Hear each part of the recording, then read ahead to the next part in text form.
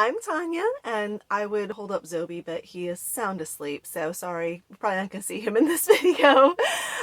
Welcome back to our channel, and it is almost D-Day! We are starting the trail very soon, and I am doing the video that I said I was not going to do. It's the gear video, and actually I am doing two videos. I'm going to do a shorter, quick, condensed version for advanced or expert or pass-through hikers, people who are familiar with the gear and you don't need an explanation. And then I'm going to do another video that is for the beginners or just the people who are watching this that are my friends and family and are asking me a whole bunch of questions online and in texting, which I love, that you're interested and you want to learn about this, or for the potential person who comes across this video out there and you're thinking about getting into backpacking or through hiking and you don't know what this gear is. So look at the title of what you're watching right now. What I'm filming right now is going to be at the beginning of both of these videos. If the title says beginner, and I'm basically speaking a foreign language when I say that I have a Sawyer squeeze and a C-Knock as my water filtration system, and I've got a bladder hose going to a life water bottle, and you have no idea what I just said, then make sure that you're watching beginner, or possibly you're watching the white one. Just make sure it says beginner. And on the other end of that, if what I just said was not Greek to you, and when I say that I'm going against the flow and not using the MSR pocket rocket, you know that I'm not talking about anything sexual. You know that I'm talking about a cook system. All right, and you want to make sure you're watching the advanced one. So hope you enjoy the gear video. Probably only need to watch one of them based on where you're at. And here we go. Okay, we're going to start with clothing, and this is going to be the one for beginners. So here's what you need to know about clothing. I've had a lot of people ask me, how are you bringing 6 months worth of clothes in your backpack? Because you wear just about the same thing every day. I'm starting the beginning of March, so it's going to be cold. So I have winter clothes packed for layering. The thing about the Smokies and, Appalachia, the Blue Ridge area that I'm in right now is it can literally be 75 one day and 35 the next day, or that could even happen in the same day. So originally I was going to have both my summer clothes and my winter clothes in the same pack, but it was just too heavy. So I have a layering system, which is what most through hikers do, where we have some lighter weight clothes that can be fine on their own without anything layered under them. And then we have warmer layers that we, can put on and then put our puffy or our raincoat over to keep us warm as the temperature drops. And then the really important thing to know about your clothes for through hiking is that you always have to have something that is your keep warm and dry at all costs, like buried deep in your pack in your dry bag, and you have a pack liner and everything, that when you get to camp, you cannot sit around in wet clothes as the temperature drops or it's cold outside in the winter, because you're putting yourself at risk for hypothermia. So normally that is a merino wool layer that is of a higher count. You're going to hear me talk about that I have 150 merino wool and 250 merino wool. The higher the number, the warmer it is. So typically through hikers will use their lighter, their 150, as their hiking clothes, and then their warmer, the 250, as their sleep clothes, which is what I'm doing. So I'm going to flip this camera around and I have my clothes set out, and I'm going to go through them and explain them to you as why I'm bringing them and how they're going to work on the trail for me. Okay, so this is an overview of my clothes for winter. This does not include, I'm going to do it separately, my rain gear, my puffy, or like my warmer like gloves and buffs and things like that. I'm gonna do that all as more of like an accessories type of clothing. This is like the main clothing that I'm gonna be wearing when hiking and sleeping. So I'm gonna start over here. These are my hiking clothes here. So I have, when I was talking about the 150 layers, this is a 150 long sleeved lightweight merino wool top from REI. And this is, actually I got these at Sierra out west for like half, actually a quarter of the price is what they are at Merino, at merino wool. The merino wool at REI is. I got these for like 25 bucks, but these are pants these are my base layer. So you'll probably see me wearing this on its own. These I won't wear on its own. I'm going to be wearing these layered underneath something like this. These are lightweight hiking pants from North Face. They can be worn on their own, and especially on warmer days, I will wear them on my own, but I can layer them over the merino wool and have a nice warm layer, or I can even layer them over these, which are fleece lined leggings, and I just got these at TJ Maxx actually. You can't really see it, but there's a nice fuzzy fleece lining in these. So I can wear these over that if I need them to be warmer, but these can also even be worn over these. I've tried them on and they work together. So if I'm really cold, which probably isn't going to happen, but who knows, I can actually wear all 3 layers together if I need to.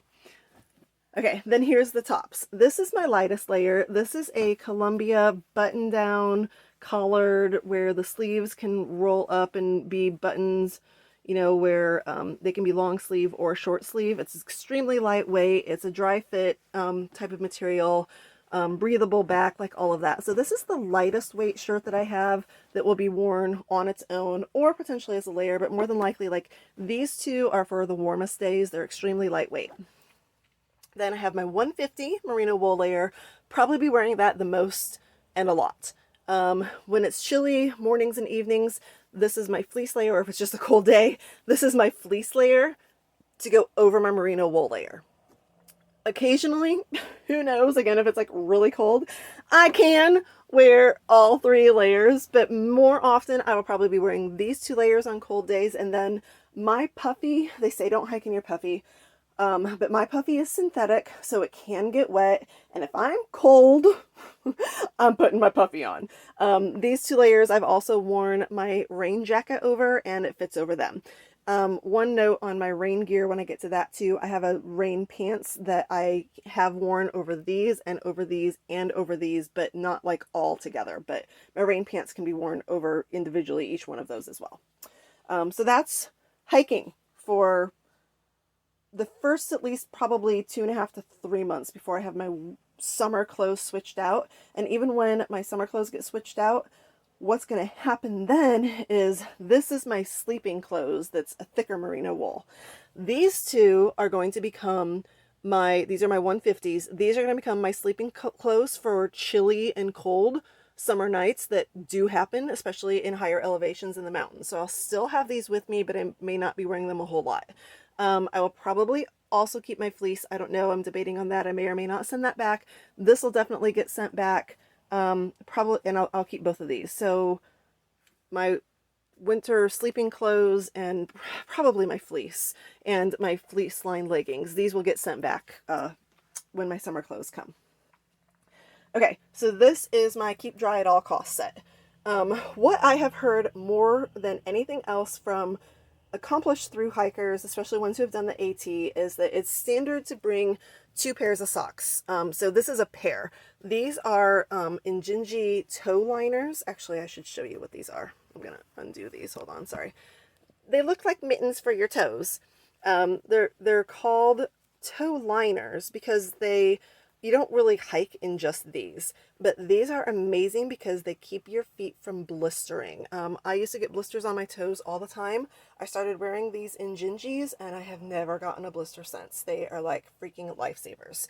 And they are a nice toe liner underneath, like these are a pair of darn tough socks. These are wool socks that on their own can cause blistering and chafing, especially around like your heels and your toes. So these are a liner to help prevent blistering. So here's like a pair, and then here's a pair, and they say bring 2 pair. Well, what I've seen a lot of thru-hikers say is they wish they would have had a 3rd pair, especially on the AT because it'll rain for days, and the worst thing you can do is have wet feet. So these are my keep dry at all costs / wear around camp, especially if these are wet, so I can set them out to dry, but I still have something warm on my feet. And then, as I mentioned before, these are my 250 merino wool top and bottoms. This is what I sleep in and wear around camp. Then these are special. These are called sealskins, and these are for rainy days, like saturated, soaking rainy days, or it's been raining for days on end and the trail is just a river. These have a membrane in the middle. There's an outer layer and then a middle layer and then the inner layer. And the middle layer is this membrane that is waterproof, that actually keep your feet dry. So I wear my Injinjis with this. I tested them in saturating, soaking rain here in Georgia a couple weeks ago, and they actually worked. My boots were soaked. I was literally standing up to my ankles. Go back and watch my video on these, and they stayed dry. So they're definitely going with me. All right, then my cross hat. Of course, I love it. This is also going to help in the summertime with keeping ticks away from me. But you know, it's great for keeping my hair off of my neck when it's warmer, or I'm just, you know, wanting to pull my hair up. So definitely, like, gotta have a hat. Oh, and rainy days. This helps keep the rain out of your eyes as well. And then under layers, I have 2 sports bras. For the ladies, just so you know, there's multiple threads in these forums about how hard it is to find a sports bra that works. I wanted something that did not have any underwire, had minimal strappy backs across the arms and back and stuff, which is so popular right now. But this was flat with no seams with the little straps that run across the back, so they're not going to hurt where my pack rubs against it. I initially didn't want any metal clips, but these don't bother me, and that's already fraying right there. But these don't bother me. So these work for me. I got them at Dick's. They're both exactly the same, just different pattern. I got them at Dick's Sporting Goods. They are the Carrie Underwood Kalia brand. And then Officio Underwear. These are supposed to help with scent. So you need to have that. So that's my hiking and sleeping clothes. All right, now I'm going to move on to the accessories version of the clothing. This is going to include my rain gear, things like mittens and buffs, and a puffy. So this, for beginners, I want to explain a little bit on some of that. Your puffy layer is technically recommended to not hike in, and I do agree with that. Especially if you have a real down, not synthetic down layer for a puffy. You don't want it to get wet, whether it's from your sweat or from precipitation on the exterior. It will ruin, kind of, not really ruin, but when real down gets wet, it gets like, it clumps together and it loses its power to keep you warm. Synthetic down can get wet and it doesn't do that. However, it shouldn't get soaking wet either. So I am not going to wear my puffy when it's like pouring out, but if it's a cold, just a cold day and there's not precipitation, but there's a chance it might get a little wet, or like from that mistiness that clings in the air, or like from sweating because I have it on but I'm cold without it, I may wear it while hiking. But more often than not, it's only for around camp. Your puffy, like purists are going to tell you, your puffy is for wearing around camp and for sleeping in. Inside of your sleeping bag. And even some purists will be like, if you need a puffy inside your sleeping bag, then your sleeping bag isn't rated warm enough for you or whatever, but that's another story. So, also layering mittens. There's no such thing as waterproof. There just isn't. And especially on something like the AT, your fingers are going to get cold and wet on all of these rainy days, you know, holding your gear, holding your trekking poles. So there's like thread after thread after thread on forums and in groups about the best way for layering mittens and gloves and stuff. So gloves are, you know, what actually has your fingers in it, where mittens are, you know, encased. Most people have found the best combination is actually to be both. And typically your answer that you're going to hear from people is to have a merino wool layer, just like our base layer against our skin, have a merino wool layer of gloves with the fingers, and then a waterproof, there's no such thing as waterproof, but a waterproof exterior layer of mittens. I am doing something a little bit different, and when I do the like expert version of this, probably gonna get people attacking my video with like, why do you have all those pairs of gloves? But whatever. I'm gonna explain it when I actually show my gloves. But for me, the merino wool, when it did get wet, It took a long time to dry, and it just wasn't keeping my fingers warm at all, and I was feeling like that tingling numbness in my fingers that you don't want to feel. First of all, you don't want cold fingers, but like that's one of the early indicators of like loss of blood flow, could lead to hypothermia, like all that kind of stuff. So I found a combination that works better for me. It may not be better for everyone else, but it's what I'm doing. So all right, without further ado. All right, so here's my accessories. I told you it seems like I have a lot of gloves, right? But all right, let's start over here. So yes, I have two buffs. This is a thin, or actually pretty thin, lightweight merino wool. This is a much thicker, it's not merino wool, it's actually what they call their polar version of a buff. And it has, I'm picking the wrong end, it has fleece built into it. And it is really nice and warm. This is definitely a winter item. I use this, I've actually hiked in it a little bit, but I use this more for kind of like my 250 merino wool. This is more for around camp and sleeping. This is more for hiking. So that's why I have two of them. This will get sent back. This will stay with me the entire journey. Then I have my, actually we'll do this one first. I do not have a beanie. I don't like them. They just, I don't know, I find them uncomfortable and they don't really seem to work as well for me as I think just having an ear headband type of layer. So that's what that is. And then I also have a hoodie with either my raincoat or my puffy. And then this is the merino wool layer that I was saying that for me, it just didn't keep my hands warm once they got wet. They work great around camp. And I think in the summertime, on chillier mornings or evenings, like to sleep in, kind of like this is my like for evening sleeping, and even for wintertime, I'll probably use these for sleeping to keep my hands warm. I've also layered these with these mittens for sleeping or around camp, and they've worked well. I just don't want these to get wet. They take forever to dry, and they didn't keep my fingers warm once they did get wet. So those will stay with me the whole time through the entire journey and not get sent back. What is going to get sent back along with this, with the winter switch out, will be these. This is the new combination that I've paired with my mittens. So these are the Gore-Tex rain outer layer of mittens that these flip back so your fingers can be free. Even the thumb flips back so your fingers can be free. And then underneath them, when it's cold and raining, these have a rain resistance layer. They're not really waterproof. They also have the smartphone touch pads on them. So when I flip the mittens back, my fingers are free, but they're not as exposed or as chilly as I felt like my merino wool layers were. These are lined and they do have that little bit of rain resistancy. So when I paired these together on a cold rainy day, they worked much better for me. So right now, these will be hiking, these will be camp and sleeping. Okay, moving along. This is my rain gear. I bought a new Marmot is the brand here, raincoat. For the details on this raincoat, I'm not going to do it again. Go watch my video when I did my rain gear shakedowns and I had a different setup. They were called Frog Togs. You can buy them at Walmart. They suck. They're cheap for a reason.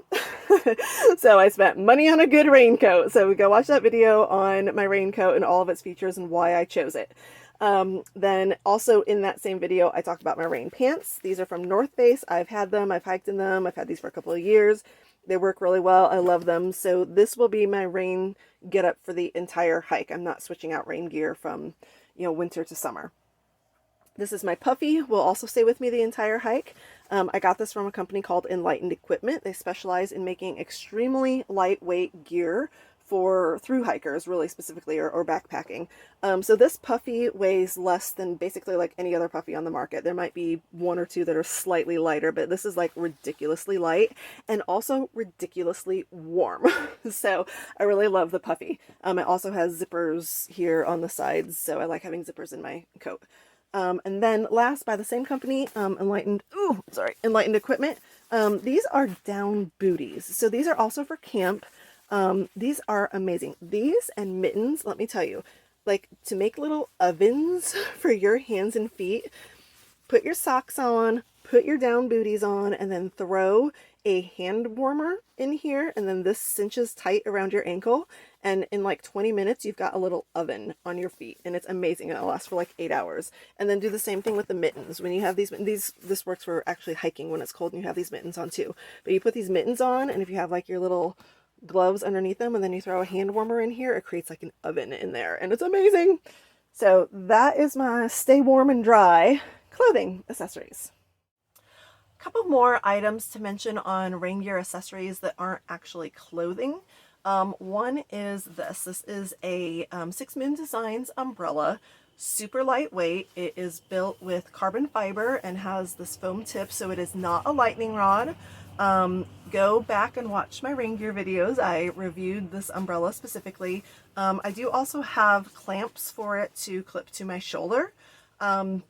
Not crazy about it, but I'm keeping it open as an option to use when I really do need to be hands-free. Again, watch my video for the review on the 6 Moon Designs umbrella. And the last thing is, I haven't even had a chance to test this yet, but I have a pack cover, which is kind of controversial in the AT through hiking world. Some people say they're like total waste of money. Some people swear by them. I'm gonna try it. If it doesn't work, I'll just send it back. But this opens up. I'm doing this video for both beginners and advanced. Sorry, I'm not doing this twice, but this opens up and covers your pack when it's raining. And some people say no matter what, when it's raining hard, like your pack's just gonna get wet. So when that happens, the last thing that I have is a pack liner. It's just basically like a big garbage bag that you put on the inside of your pack, and then you put all your stuff inside that. So if your pack does get wet, the things inside it won't get wet because there's that plastic lining around everything on the inside. So that's think the last of all the rain gear talk. All right, next up, water filtration and my cook system. I'm going to do both of those together and should be able to do it pretty easily just sitting right here. All right, so this is for the beginners or people who just want to listen to me talk a lot more. Okay, so actually a question that I've gotten from a lot of friends is, like, how do I resupply my water? I have to, I think people do understand that you can resupply water from sources on the trail, but don't really understand how that happens. So there are actually 2 ways you can do it. You can filter it, or you can use water tablets, which most people don't use the water tablets because you have to wait like a half an hour before you can drink it, and that sucks. Who wants to do that, or wait to have that cook? So I do have some water tablets in my like emergency medical kit in case my this is called a Sawyer squeeze. In case my filter isn't working, I lose it, whatever. I do have that as a backup. Okay, so water filtration. This is called the Sawyer squeeze. This is what most people use. You're probably maybe familiar at all, if you're in the backpacking world at all, with like the pump type of water filtration where you put like an end of a hose into the stream and then it goes through the hose into this pump thingy that you have to do that has a filter in it, and then it comes out another hose into your, whatever it is that you're filling. Takes forever. You get tired of pumping. This is a million times easier. So the way this works is pretty simple. This is called a C-Knock. This does come with its own bags, but they're terrible. So everyone uses, man, mine is dirty. So you get a C-Knock, and this is your dirty water bag, and you don't mix the two. This is always your dirty water bag. So you fill this directly from the stream. It opens up right here, and you put it underneath the little cascade of the stream, or, if you're scooping and have to fill, whatever. But like normally this can fill very quickly. It folds down, and then this slides over it so that it stays shut. This slides over it. Okay, whatever. This slides over it so it stays shut. Then, this is all full. Imagine it full of water. Water is probably going to come out this, I bet, because I've used it and it stores a little bit of water in it. So, you undo the cap. This is going to get all over me. You undo the cap and then you squeeze. Yep, here comes some out. You squeeze the water and it comes flowing out of this into your water bottle or into your pot that you're preparing to cook or whatever it is that you're doing. And there's a filter in here, and it filters out all the gunk, and voila, you have fresh, filtered, clean drinking water instantaneously. You don't have to wait. So every so often, this filter needs back flushed, and it comes with its own back flush system, but what people have discovered works just as well and is way easier is these, get it open. there. The sports cap of a Smart Water bottle or a Life Water bottle is works. It fits into it, and you just put this like on your water bottle. Put this on your water bottle, and then you just back flush your filter, and you do that like every like 4 or 5 days. Actually, I need to do mine before I get on the trail because I last used it for my practice hike. So what I'm using, this bladder is not what's going to be like in my pack full, unless I have to camel up and need to carry water to the next campsite, or I'm on a stretch of trail where there really isn't a lot of water sources. But for the vast majority of the AT, there's a water source like constantly. So you really only ever need to have like a liter with you at a time. So this water bottle, Life Water and Smart Water are the two water bottles that most thru-hikers use. You squeeze directly into the water bottle, and then some people will have them, there's attachments that can strap directly to your chest straps, or you can just put them in your side pockets, and people stop and pull their water bottles out of their side pockets. I don't drink enough if I don't have this hose. So I have a video on my YouTube where I made this. I took the hose from a bladder, like this is called a bladder, which normally would be right in here in your pack, and then the hose comes out and goes. Hose comes up and around, and then you drink from right here. So that's the system that works for me, and is the system that I'm going to be using, preferably, hopefully, for the entire trail. All right, so that's water filtration. Right along with that, goes hand in hand, is your cook system. This is my entire kitchen right here. And then some people don't even do this, actually. Some people prefer to cold soak rather than have a hot stove. I want hot coffee in the morning, and I don't care, I want hot coffee even in the summer. Some people will have this for winter because they want their hot foods and send this back for summer, but I probably am not going to do that. So I'm going to start with this. This is my mug or cup. Silicone, Sea to Summit is the brand. Collapsible. Collapsible. There we go. So it's like super tiny, and everything fits together. It goes right on top of there. Here's my Bic Lighter to start my stove. And then this is my cooking pot. It's titanium, super lightweight. Lid, it also flips open to have a handle like that, or you can actually even have it as a mug, but I use that as a mug, and this is my like food dish. And then this is my stove in here. I'll show you how it works in a second. And set this here. And then my fuel is in here, and I wrap it in a bandana because if this gets wet, it rusts, and then you get rust in the bottom of your cook pan. So I always wrap it up in the bandana, and then I also have a bandana to just, wipe things and, have a cloth while I'm cooking. So you have your fuel. And the way this works is, hold on a second while I pull this out.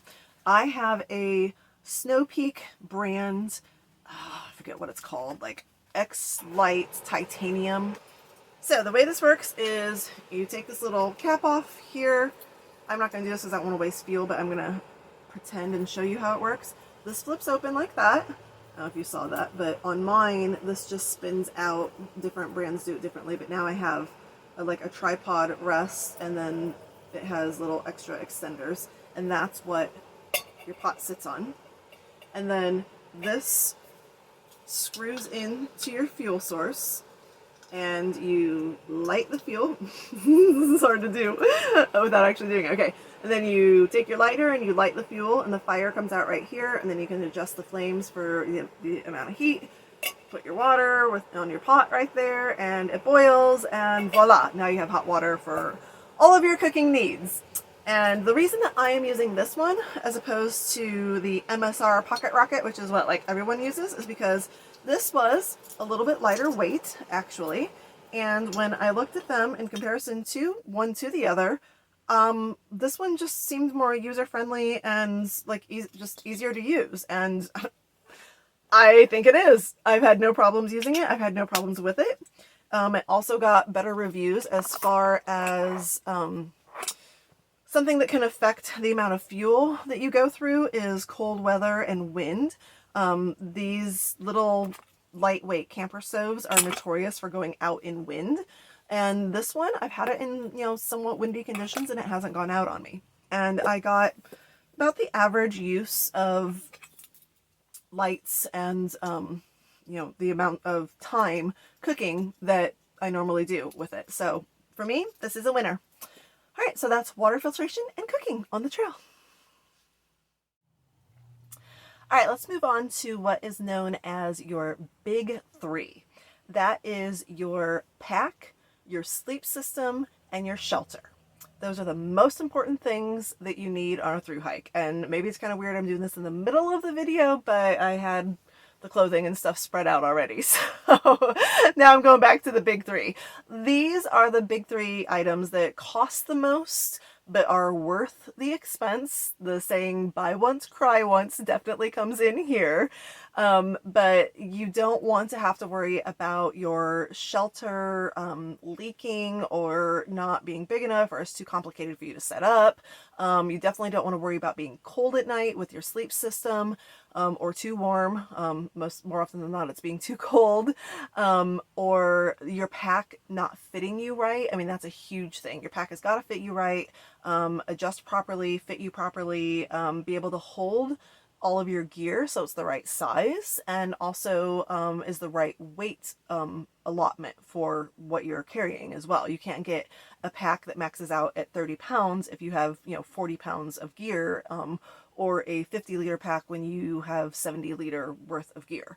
So definitely recommend that for your pack you go into a professional outfitter such as REI or your local outfitter and have them size you and help you find a pack. They will actually put weights in the pack to simulate having, you know, 30 pounds in it and make sure that it's the right pack for you. So having said that, I didn't go to an outfitter and get sized. I was going to, and I got COVID and I was on quarantine and I knew I needed to get my gear ordered, because I kind of, you know, I only had like 2 months, which most people plan for this for a lot longer, but I was also familiar. I've had day packs. I know what my size is, and I knew that I, with having Zobe's gear in addition to all of my gear, I was gonna want a 60-liter pack. That's usually like the biggest size that women, because our clothes are smaller, men's clothes are just bigger and bulkier, so they need more size. So men may have like, a lot of men will do 60-liter as well, but most women have like a 45 or 50, or possibly a 60. I went up to 60 because I knew I had Zobe's gear as well, and it's what I've needed. So I'm gonna spin the camera around when I talk about the pack, but first I'm gonna talk about my other two, my sleep system and my tent. So for my sleep system, I really encourage you to go watch the video that says Big 3 Big Change in my playlist, because I started with an Enlightened Equipment as the brand, but other brands make them, a quilt. And it's becoming very popular for thru-hikers to use a quilt instead of what's normally known as a mummy style sleeping bag, because you're like a mummy all wrapped up in it and it kind of looks like a, I don't know, like a coffin mummy. So quilts can be a sleeping bag, or they can convert and become a quilt, like a bedspread. So you don't have to switch out your gear in the summertime and have something that's too heavy and too warm for you until you get your summertime quilt. So that was what I was going to do. Unfortunately for me, the quilt just didn't work. It was too drafty. It wasn't warm enough. I froze my first 2 nights that I tried to use it. And I was like, this is making me so uncomfortable and so unhappy. Like, I don't even want to go hiking and backpacking right now when I had another shakedown hike coming up. So I bit the bullet and went and bought an expensive, yes, these suckers are expensive, but again, buy once, cry once. I'm not going to be cold on the trail now. I bought a mummy bag. So the brand I bought is Western Mountaineering. Again, watch that video. You can see it more in full and see the difference between it and the quilt. I am going to use the quilt in the summertime. I have it with my friends to send to me with my summer clothes switch out and the whole gear switch out. But this is a mummy quilt. So you are all wrapped up in all of this nice fluffy warm goose down. And then this is called a baffle back here. So like your head is right here and this is along your neck. And it cinches on this one, wherever the cincher is. It cinches so you can have it like nice and tight. This baffle is all around you on the inside, all nice and tight. And then on top of that, this cinches, and this is where your nose and your mouth stick out, and the whole rest of your body is encased like a mummy, all nice and toasty warm.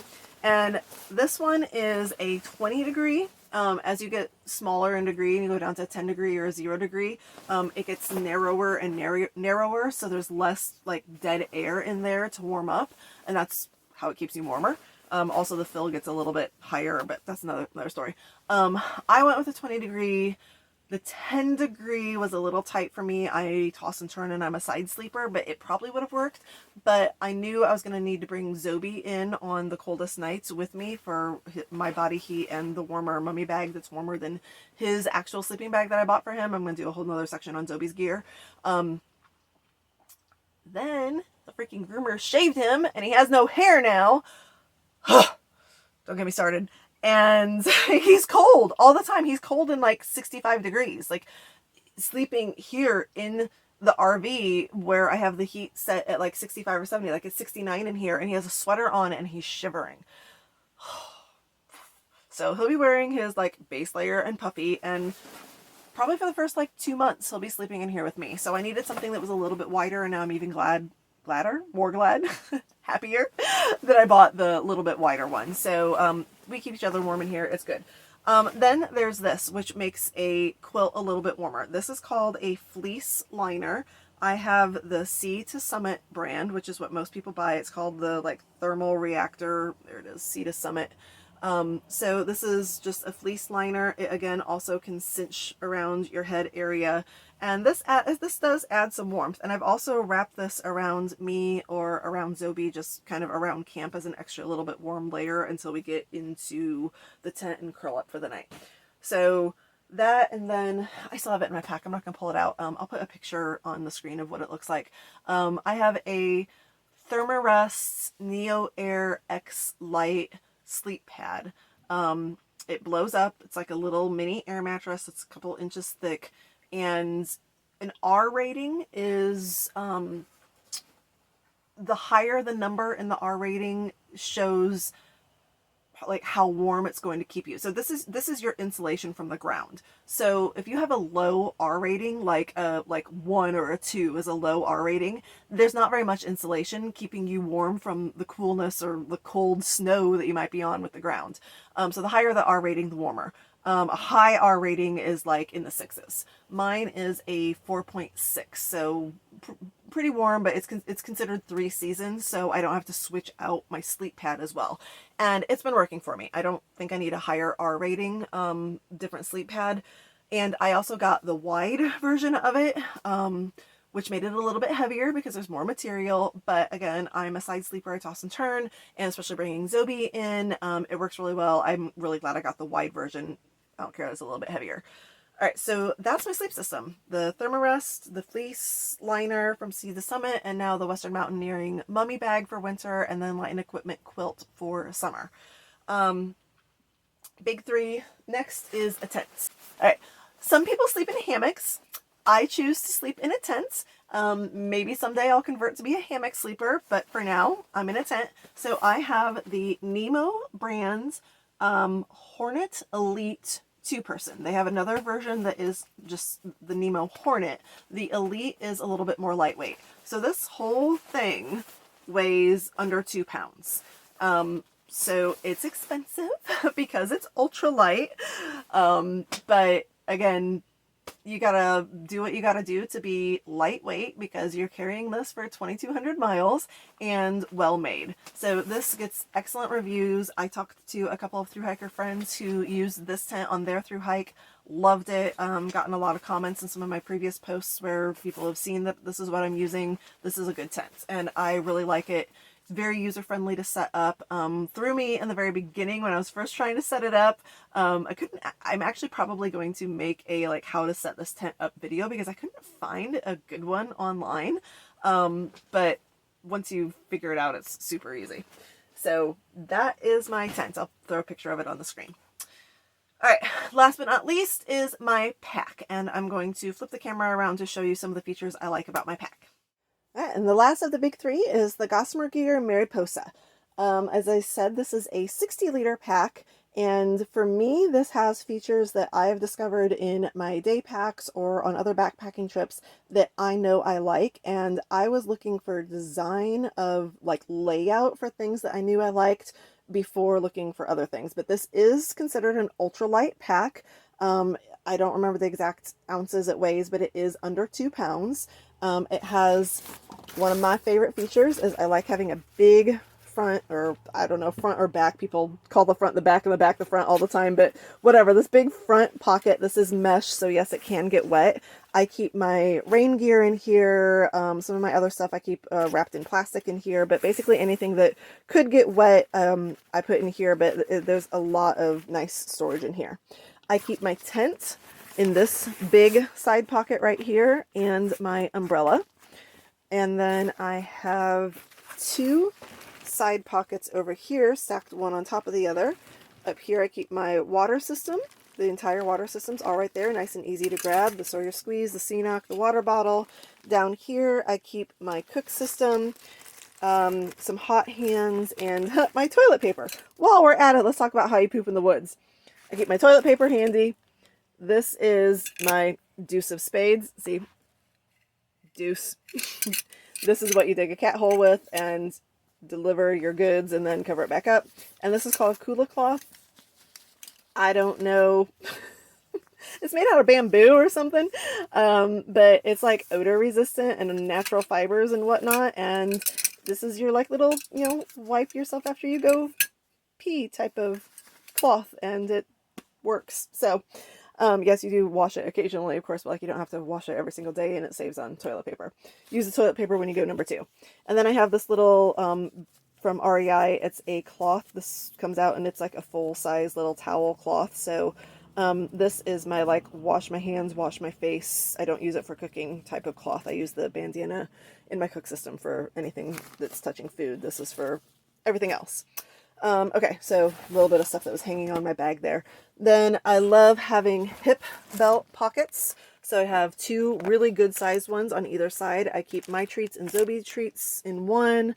I keep things like Advil, chapstick, blah blah in this one. My clip blocks I usually keep in this one. They're easy to access. And my phone actually fits in this as well. So those are nice, easy access right around my waist. I also like, flip it over. I liked on this, on the back, it has a lot of padding, and this padding is actually really comfortable. But on the back, this is really comfortable against your back, this foam thing right here.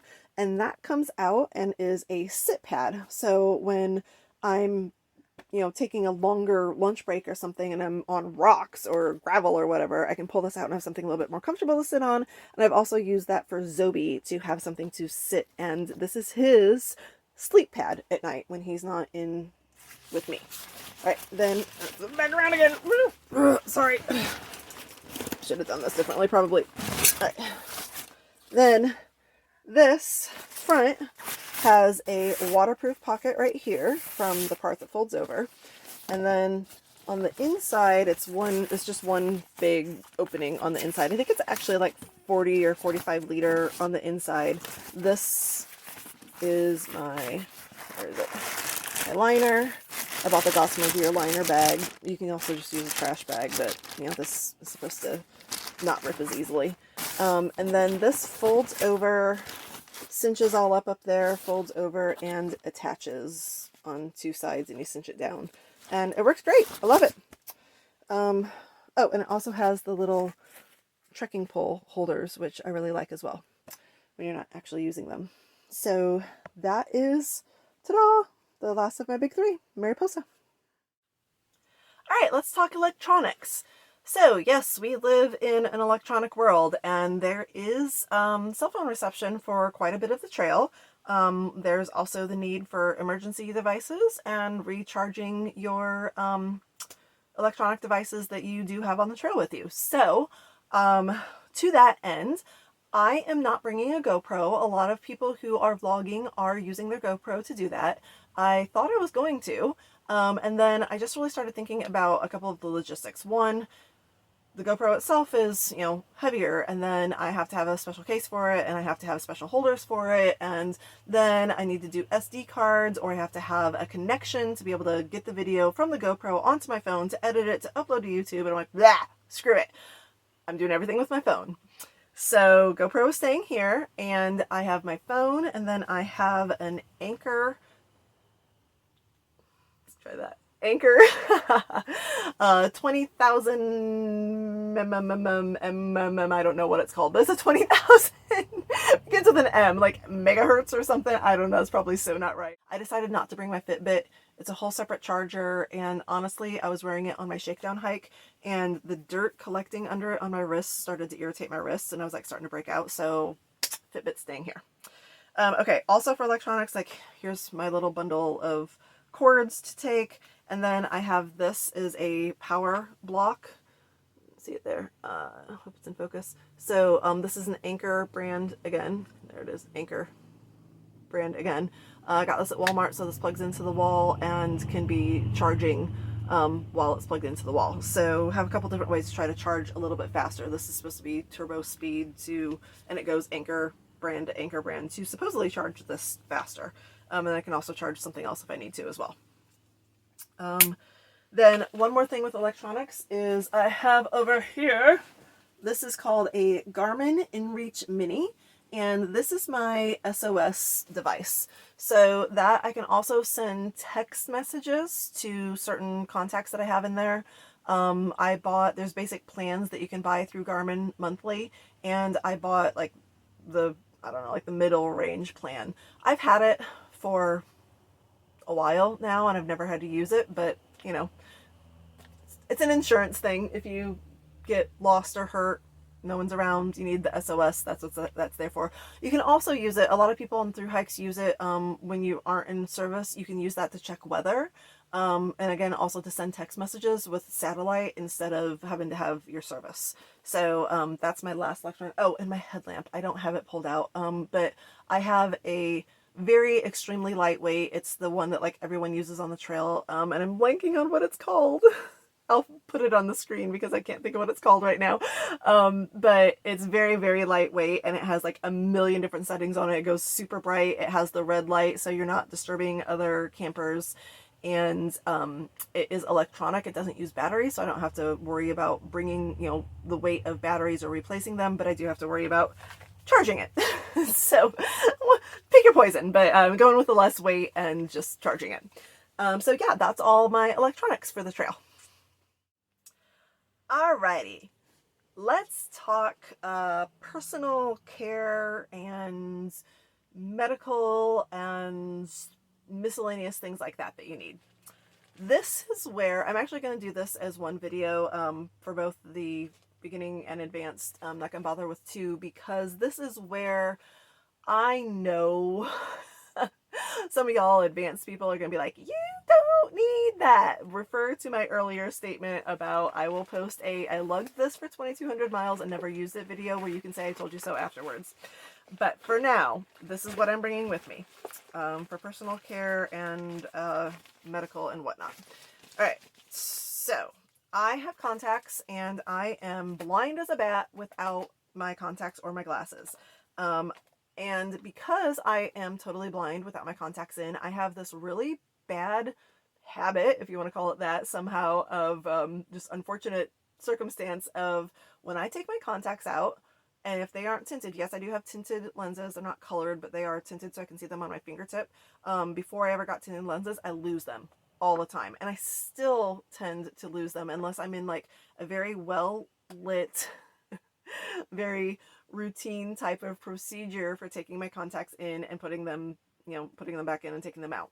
So I do have a backup pair. This is my glasses case, and I've stuffed all of this into my glasses case. I have a backup pair of contacts and a backup to the backup pair of contacts with me because inevitably I lose contacts. I just do. Or something happens where they tear, or I don't know, bear spray gets in them. I've had that happen before. pat it on my fingers and then touch my contacts. I don't know, something like that. So I also have my contact case in here and my glasses in here and a little wipey for my glasses. So all of that is in my glasses case. Okay, and then my contact solution. Okay, next, these are earplugs, because snoring loud people at night are gonna drive me crazy. So earplugs. Yes, I do have the Casil soap that is, this is supposed to be like your nature eco-friendly soap. Mainly I use this for washing my hands before touching my eyes with my contacts, because, you know, I've been dirty and gross and all of that. So I do also have hanging off my pack here, I have Purell as well. So between the two, I'm sanitary, especially when I'm touching my eyes with my contacts. And this also, you know, helps you stay a little bit fresher, at least after 4 days with 5 days, 6 days with no shower. And this may be something I don't end up resupplying, but for now I am bringing them, and I have used them on my shakedown hikes. Again, it's just one of those things that makes you feel a little bit fresher and cleaner, and I like that. It makes me happy. I'm bringing them. Don't tell me not to until I decide not to.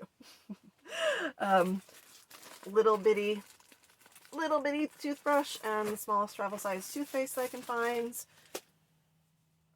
I cut my comb in half. Look, I'm ultralight. I cut my comb in half. See? Alright, I gotta comb my hair. Sorry, I have a comb. I know some people are like, ditch the comb. Nope, sorry, I need a comb. Alright, here's where y'all are gonna laugh. I don't care. I have no lashes without mascara, and I am like self-conscious about that. So yes, I have waterproof mascara. Will I use it every day? Probably not, but I'm bringing it. I don't care. And then wrapped around it, I have two extra hair bands. I will be keeping one on my wrist, but I know I'm probably going to go through 2 or 3 on the trail because they break and stretch out. So that's my hair bands and that. Okay, so I have that all in a little stuff sack, and then I have in a separate stuff sack, and I know this is where people are going to like yell at me for not already yelling at me about that. I don't care. This is my weight, and I'm carrying it. Hike your own hike. Alright, bunch of miscellaneous stuff in here. This is, I took this out. You'll see in my shakedown breakdown, I had a 2-liter thing of Wondercide that I took out. I did go buy the 2-liter, 2-ounce thing of Wondercide. I went and bought their 1-ounce. I looked online where, you know, places carry it, and there's not a lot of places that carry it. Actually, there's a lot here in Georgia, but not as I keep going further north. So I bought the 1-ounce. This will last probably 3 applications on Zobi. This is for fleas and ticks. I put some on him today actually for starting the hike, and I'll do this probably like every week or 2. So this is only going to last maybe a month. Maybe like into or through the Smokies, and I'm going to have to either find it again, or this is in my resupply box for my friends to send to me. Then I have, for me, for ticks and mosquitoes and what, this is Picaridin. This is a 2-ounce spray, and I know people are like, you can buy that when you need it. Well, I don't want to be in the situation where I am covered in insect bites and I don't have insect repellent on me, and I wait until, oh, the bugs are out and biting, and then I have to wait 2 more days before we go into town for a resupply, and I'm covered in bites. I am the type of person that if there's like, ooh, this is leaking. Sorry. If there's one mosquito in a 50-mile radius, it eats me alive, and I blow up and they itch like crazy, and I am like covered in big bites, and then I scratch them open, and then they're gonna possibly get infected out on the trail, blah blah blah. So I'm gonna try to keep that as to a minimum as possible. And yes, I have my bug spray with me already. While we're talking about bugs, laugh at me if you want, I don't care. These things work for me. Maybe not for others, but these things work. If you haven't seen them, what it is you put it over the bug bite, you push the little plunger down. The plunger's already down. You push the little plunger down, and it sucks the venom out and eases the amount of itching, and also helps with like the size of the bump and makes it go away faster. Is it perfect? No, but for me, actually, it does help. I also have read, God, I pray literally that I never have to worry about this or try, that this can also help with getting the venom out from a snake bite. And especially I'm worried about that with Zobi in particular. But this can help while you're, you know, getting treatment. And I don't have like an actual snake bite kit with me. I know most thru-hikers don't bring one, so this may or may not help, but let's just pray we don't need to find out. All right, we're not even gonna talk about that because it makes me scared. Okay. What else is in here? I got all kinds of stuff in here. This is something I still need to do, actually. I threw this in here. This is duct tape. I'm gonna wrap it around my trekking pole. It's just still in here waiting to do that. Same with that. This is for my neck knife. Where's my neck knife? Here's my neck knife.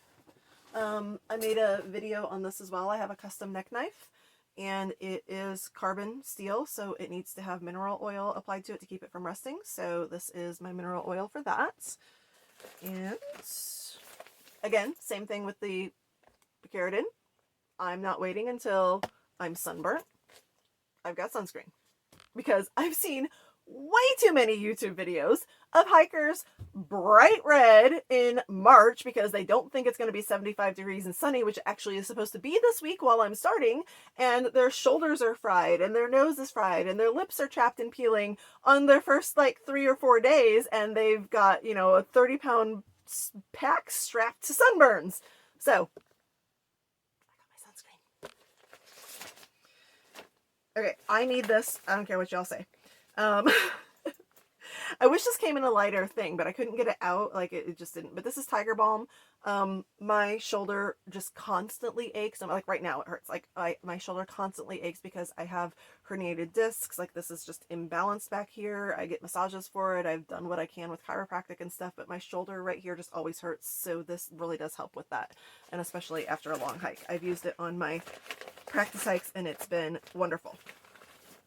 Okay, along with that, if this happens, I honestly might have to get off the trail for a day or two, but I tend to occasionally, if I sleep wrong or there's too much tension back here where the herniated discs are, I get headaches that can lead to actual migraine headaches. So this has Excedrin migraine in it, and I'm not going to take it just to be taking it if I have this is for like when that's happening. Otherwise, I have Advil for normal aches and pains. Okay, this I talked about in another video. These came in different containers, but I took them out and put them in Ziploc bags. This is for Zobi. It's Mushroom's Secret. Ooh, it's kind of slimy on the exterior. Yeah, we need to clean that up. It's slimy on the exterior. But this is for his paws. It's a balm for his paws. And then this is for my paws. This is a climbers out west turned me onto this. My hands get really chapped very easily in cold weather, and especially when I've been bouldering, touching rocks a lot. So that's what this is for, is to help with my chapped fingers and hands. So there's that. And oh wow, man, this is really slimy down there. Something must have spilled. Yuck. Okay, this is gross. Sorry, this is Gear Aid. They're patches for tents, whatever. It's for, oh, man, sorry, this is all slimy. Patches for that. And along with the talking about how I blow up with mosquito bites and ant bites and insect bites, this is, I know I'm going to need this. Like, it just is what it is. This is pain and itch relief. It's a, like, antiseptic. Yeah, I need that. Sorry, I know I do. I'm not going to wait until I'm blown up to get it. So that's that. And then the last thing is, this is one of those, like, you buy it and it comes with a whole bunch of stuff in it, medical kit. I did go through this. I emptied a bunch of stuff out of it. I also put more stuff back into it. But it is what it is. Zobi's medicine is in here for ticks and fleas and all of that. I have a little sewing kit in here. Well, not sewing kit, like a little thing of needle and thread. I have your basic Swiss Army knife. This has scissors, blade, nail file, all that jazz.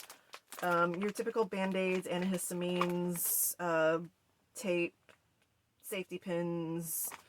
I have bleed stop.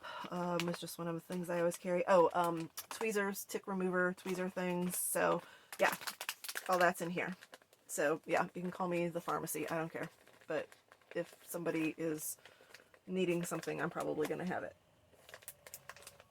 I feel like there was something else I was going to talk. Oh yeah, I have one more thing in here. I talked about this in my last shakedown hike video. it is something I think everyone should bring on a thru hike. It's like deformed because it got all wet. This is a chamois, and it has been amazing in getting my tent dry in the mornings when there's condensation or there was snow on it one morning. You know, it's a chamois like you use on a car or whatever, and you wipe it all down, wring it all out, wipe it all down, wring it all out, and then it dries into this deformed block until it gets wet again. But it's great. Okay, I think that is all my miscellaneous gear. So the last thing I need to talk about is my food bag, which I'm just going to go ahead and do right now in this video as well. I am not doing your typical like Dyneema food bag that you then hang PCT style with a rock. I splurged on the Oat Sack Almighty. There it is. This is the label. The Oat Sack Almighty. Mainly because, not because I didn't want to do the PCT bear hang, but hey, that's nice that I don't necessarily have to. And I haven't on any of my shakedown hikes either, and there's been no problems with this. But I hear people talking about critters being a bigger problem than bears. Squirrels, mice, chipmunks, all those critters chew through food bags when they're hanging in the trees. So this Oat Sack Almighty is critter proof. Maybe not bear proof. I've heard the stories about the bears still, you know, maybe not getting into it to get the food, but like destroying the food that's in it because they've beat the bag around. I also have inside this, I'm not gonna bother pulling it all out, but inside this is also, it's called an Oat Sack, if I'm saying that correctly, Oat Sack. It is a smell-proof liner. So, supposedly bears and other wildlife can't even smell the food that's inside this. And I also have an extra one of those for my trash. And this whole system has worked out really well on all of my shakedown hikes, and I'm happy with it so far. So we'll see how it goes on the trail. And I actually think that's all my gear. Yeah, I am not that person who has all my gear spread out in all these perfect perpendicular parallel piles like you see all those pretty pictures. My stuff is everywhere right now. It's everywhere right now, but I live in an RV, so it is what it is. Now I gotta pack it all back up. Okay, so thank you for watching my gear videos, and I will see you on the AT.